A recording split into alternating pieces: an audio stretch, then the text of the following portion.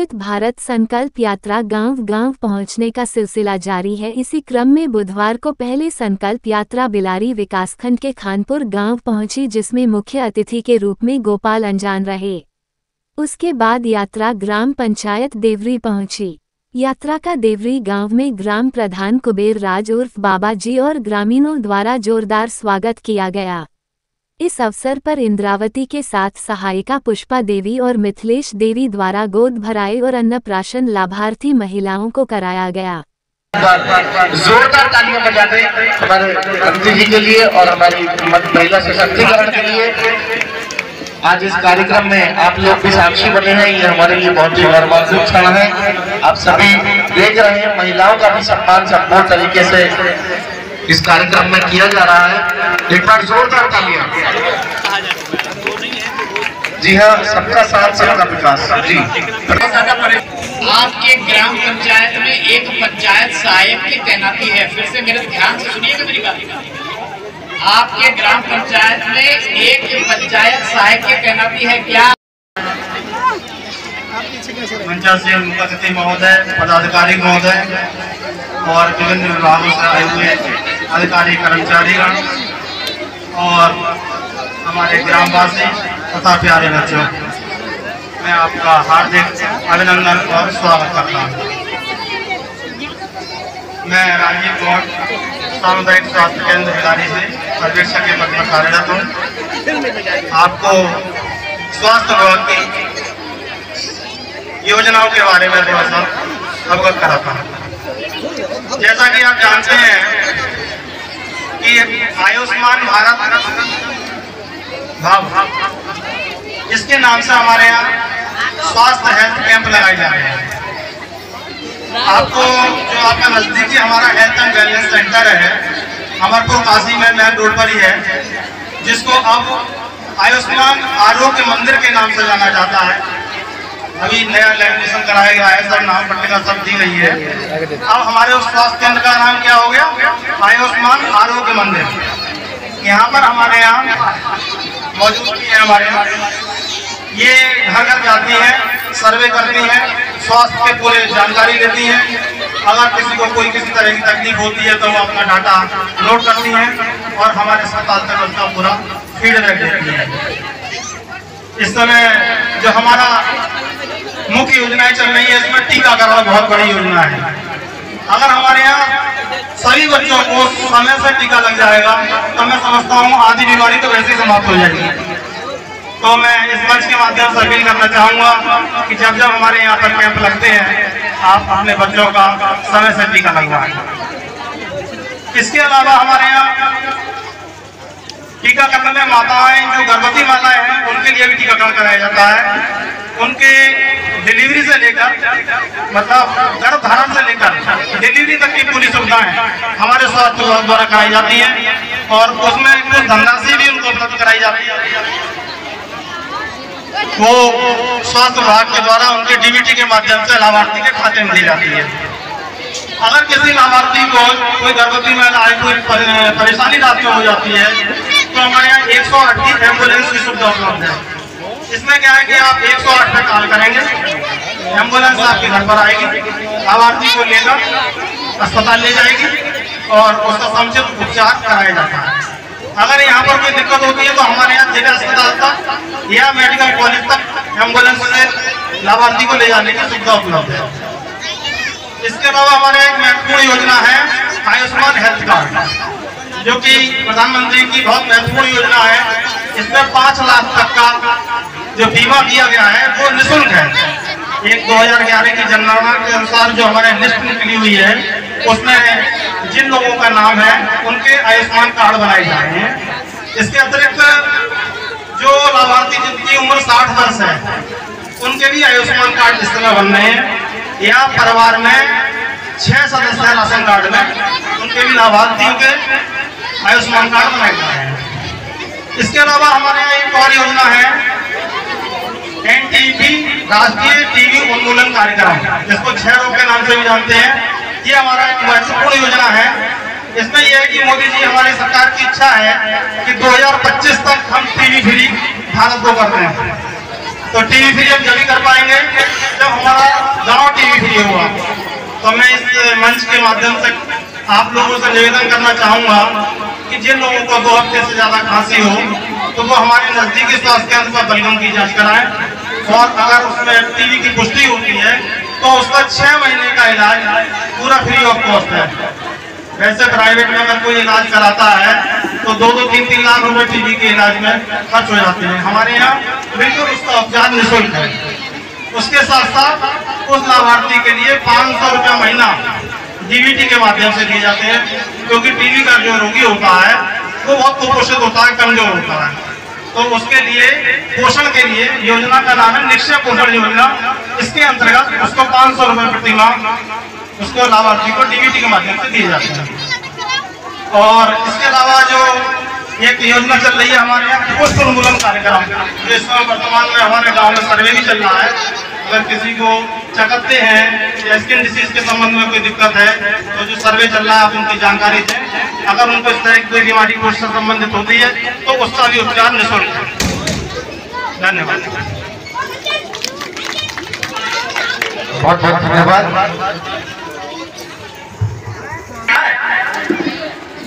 5 लाख तक का बीमारी फ्री है इसमें। अगर कोई व्यक्ति बीमार होता है तो उसके बीमारी में 5 लाख तक का अगर इलाज है तो मोदी जी की सरकार के द्वारा आपका पेमेंट सरकार करेगी। किसी व्यक्ति ने लाभ लिया है इस योजना का,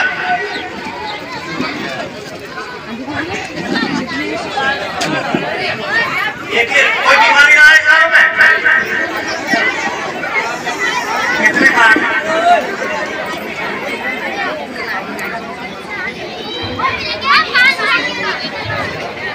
देखिए, बड़े ही गौरव की बात है कि हमारे गांव में कोई भी व्यक्ति बीमार नहीं होता। एक बार अपने लिए बताइए सर, क्या कारण रहा? डॉक्टर साहब बता देना सभी। देखिए सर, आयुष्मान कार्ड प्रोग्राम है, इसमें सरकार ने पहले सर्वे कराया है। पहले अंत्योदय कार्ड का था, अंत्योदय कार्ड जिसके पास था सभी लाल वाला कार्ड जिसमें कहते हैं, तो पहले उसके हिसाब से बना था। उसके बाद में 6 जिसके घर में राशन कार्ड है उसको 6 राशन कार्ड में, तो उनका के लिए अपने हृदय से सभी लोगों को प्रणाम करता हूं। और आप सभी लोग इस यात्रा में आए, आपके लिए बहुत बहुत धन्यवाद, बधाई। जैसा कि जो ये यात्रा निकाली जा रही है, इसका जो मूल उद्देश्य है वो ये है कि जो हमारी सरकार की जो योजनाएं हैं, बहुत सारी योजनाएं हम लोगों ने बना रखी हैं, लेकिन उन योजनाओं का लाभ अभी भी मैं समझता हूं कि जहां तक पहुंचना चाहिए वहां तक अभी तक नहीं पहुंच पाता। तो इसके लिए ये यात्राएं निकाली जा रही हैं जिससे कि सब लोग जागरूक हों और जो जिसका अधिकार है उसको वहां तक पहुंचना चाहिए। क्योंकि अभी भी हमारे गांव में अशिक्षित लोग बहुत लोग हैं और जो पढ़े लिखे लोग हैं वो सब इन चीजों को जान करके और जिन लोगों की जरूरत है उनको वहां तक नहीं पहुंचा रहे। अब पढ़े लिखे लड़के हैं लेकिन उस पढ़ाई का ज्ञान अपने पास ही रखते हैं। ये नहीं है कि कोई गरीब आदमी है उसको बताते हैं, उसका लाभ दिलाते हैं। वैसे तो इन जितने भी योजनाएं हैं, आपके गांव में पंचायत भवन बना होगा, बनाया? तो पंचायत भवन बनाने का जो मुख्य उद्देश्य है हमारी सरकार का, वो यही है कि पंचायत भवन के अंदर जो पंचायत सहायक है उसका ये काम है कि जितनी भी योजनाएं हैं उनका सारा ऑनलाइन व्यवस्था वो करे।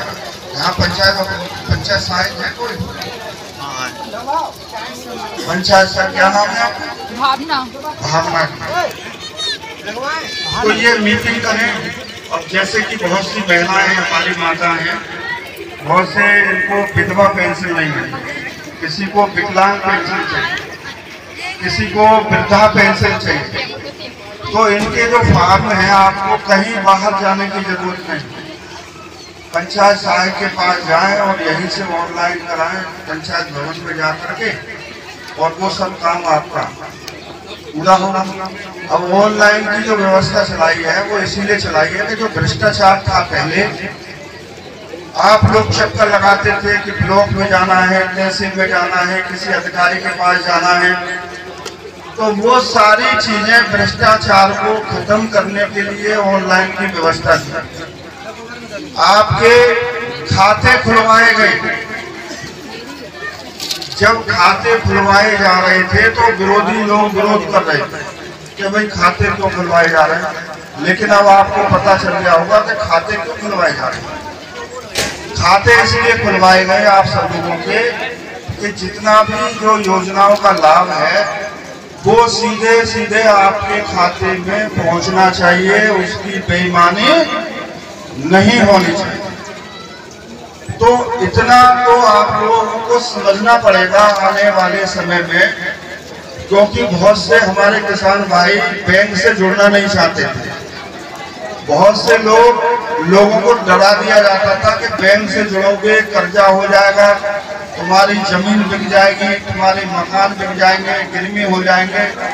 तो आज भी बहुत से हमारे गांव में जो बुजुर्ग लोग हैं वो बैंक से बहुत डरते हैं और बैंक के पास नहीं जाना चाहते। लेकिन अब आने वाला जो समय है वो ऐसा है कि आपको सबको बैंक के पास जाना ही पड़ेगा और जाना चाहिए और उसको सीखना चाहिए सिस्टम को।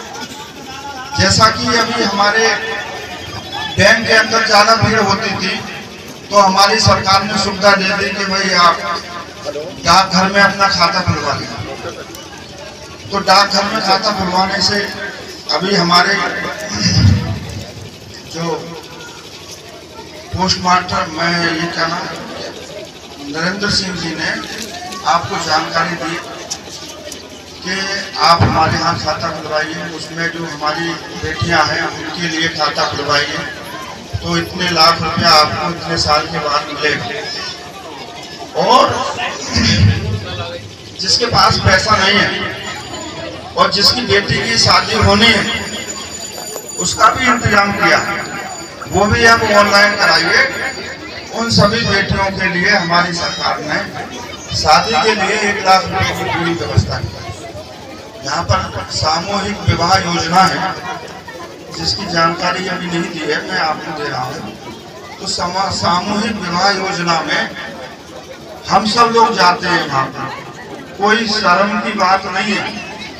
लोग शर्माते हैं, अपने आप को बेइज्जती महसूस करते हैं, लेकिन इसकी कोई जरूरत नहीं है। अच्छे अच्छे लोग जो है उसमें शादी करा रहे हैं और बड़े बड़े अधिकारी कर्मचारी सभी लोग उसमें जाते हैं, आशीर्वाद देते हैं और उसके माध्यम से जो है बहुत बड़ा कार्यक्रम हमारे ब्लॉकों में आप लोग गए होंगे शायद, कार्यक्रम चलता है।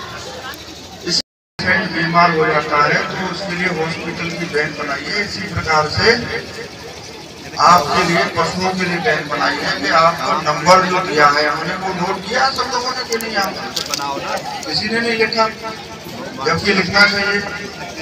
तो यदि क्या नंबर है 1962 ये नंबर आपको लिखना चाहिए। और आपकी भैंस है या कोई पशु है बीमार हो जाए 1962 तुरंत फोन करो, प्रैक्टिकल करके देखो, नहीं है बीमार तभी कार्रवाई। तो और नहीं सुनता है तो कार्रवाई करा। तो उससे क्या है कि वो डॉक्टर आएगा तो आपका इलाज करेगा, जानकारी मिलेगा। तो इस प्रकार की बहुत सी जानकारी आप लोग देखिए कि हमने एक बहुत बड़ी लड़ाई लड़ी थी किसानों की, कि हमने कहा था मुख्यमंत्री जी से मिले थे कि भाई यहाँ पर किसानों के बिजली के ट्यूबवेल के कनेक्शन खुलने चाहिए और उनके कनेक्शन होने चाहिए। आप लोग देखिए कि आपके गांव में भी बिजली के ट्यूबवेल लगे हों, लगे हैं नहीं लगे? कितने लोगों के लगे हैं हाथ उठाना जरा। इनका क्या नाम है? तो अब सरकार ने बहुत बड़ी व्यवस्था की है कि जो पहले आप लोग 2000 रुपये 1800 बिल देते थे उसको आधा कर दिया, और उसके बाद अब आपको ट्यूबवेल का बिल देने की जरूरत नहीं है। अब आपका बिल माफ, बिल नहीं मतलब जो आगे आने वाला, जो पिछले वाला तो देना पड़ेगा, लेकिन जो आने वाला जो बिल है वो अब आपको नहीं देना पड़ेगा। ताली तो बजा दो इस बात। तो ये जो और सरकारें कहती है हम किसानों की खुशियां हैं, बताओ किसानों की तो असली पानी अगर फ्री मिल जाए किसानों के लिए तो बहुत बड़ी बात है। उसका भी जवाब है।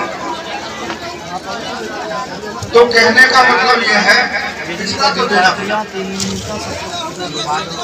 दूसरी बात, बैठो उसका भी समाधान करेंगे। दूसरी बात ये है कि अब जो बिजली के ट्यूबवेल की लाइन है वो अलग लगाई जा रही है, और जो गांव की लाइन है वो अलग लगाई जा रही है। तो दिन में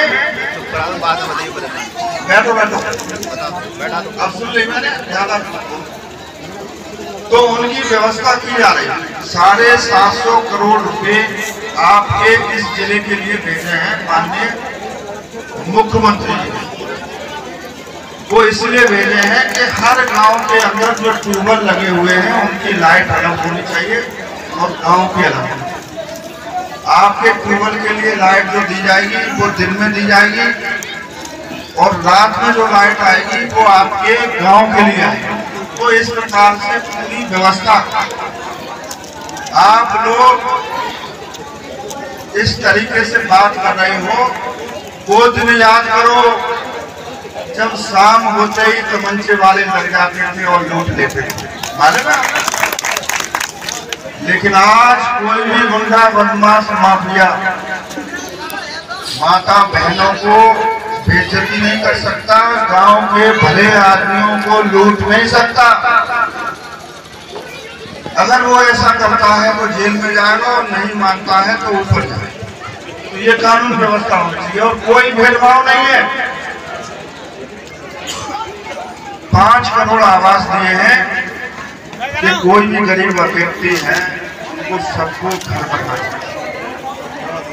तो इसमें कोई भेदभाव नहीं, चाहे वो मुसलमान हो, चाहे वो यादव हो, चाहे वो यादव हो, चाहे कोई भी बिरादरी का, सबके लिए योजनाएं हैं समान रूप से, और कोई सीमित नहीं है। जितनी चाहो उतना लो। पैसा बहुत है सरकार के पास, क्योंकि बेईमानी सारी बंद हो चुकी है। ऊपर से जो बेईमानी होती थी, आपका पैसा आपके लिए दिया जा रहा है, आपकी सुविधा के लिए दिया जा रहा है।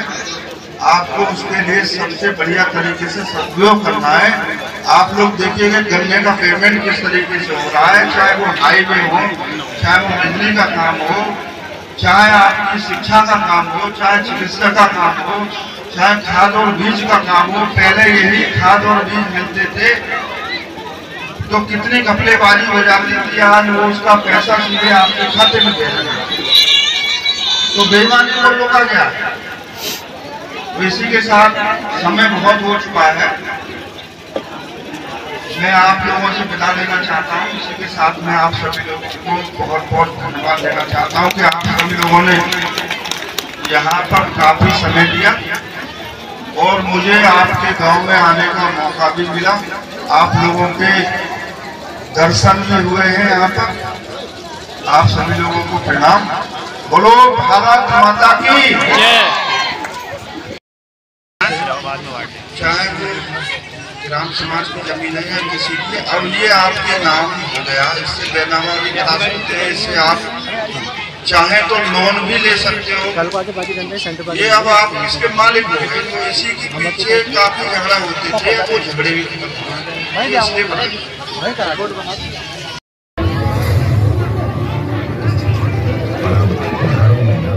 और बेटियां हैं स्कूल।